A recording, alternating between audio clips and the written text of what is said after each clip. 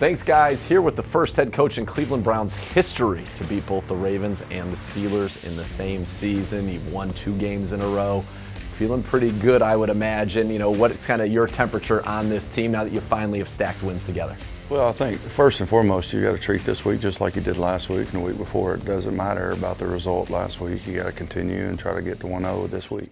You got to be 1-0 this week, and the opponent this week, the Miami Dolphins, a team that, by the way, 2-1 in their last 3 games, just like the Browns. Yeah, no doubt. They're playing good. They're playing solid. They're not turning the ball over. They haven't in the last 3 weeks. They're +1 in the last 3 weeks on turnovers, and they lost games early in the year because they were turning the ball over. Simple as that. Yeah, you look at them, they're 2-0 when they win the turnover battle, 0-8 when they're either tied or lose the turnover battle. And you've been saying all along, turnovers are key. And for your team now, 3 straight games without a giveaway. This is an offense that seems close to that breakout. And maybe this week against a Miami team that's now got both safeties on injured reserve, Xavier Howard's on injured reserve.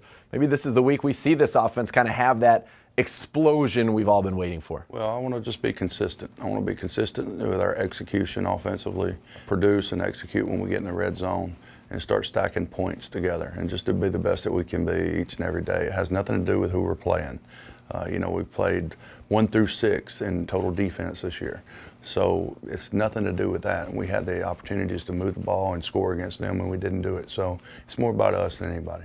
Now, if there's one thing, though, that this offense has been consistent with, it's the opening drive. You guys have been great, especially at home. You score on the opening drive the last 3 games at home. What's kind of been the secret to that? And then how do you get that to carry on over and stretch out to the rest of the game? Well, it's truly about execution. Maybe those guys spend a little more time studying their first 10, 15 plays, and they go out and execute it. But whatever they do, they need to carry that over to the rest of the game, and concentration and focus and on eliminating the penalties and executing their assignment and just doing their job. Who are you looking to see step up on the defensive line? Obviously, for a variety of reasons, the defensive line can be without 3 of the 4 starters. Who are you looking to see kind of step up and fill those voids? Well, we've got confidence in all those guys up front that they'll go in and do their job from the standpoint of the length of the game and not just in short spurts anymore. They have to do it longer than that. Ryan Fitzpatrick, always dangerous. And Devontae Parker playing pretty well. How do you kind of try to slow down what he's been able to do coming off that 300-yard game, and Parker coming off of a career-high game for him against a Bills defense that we both know is very good and you saw 2 weeks ago? Yeah, well, definitely. They're going to try to get the ball to Parker, and,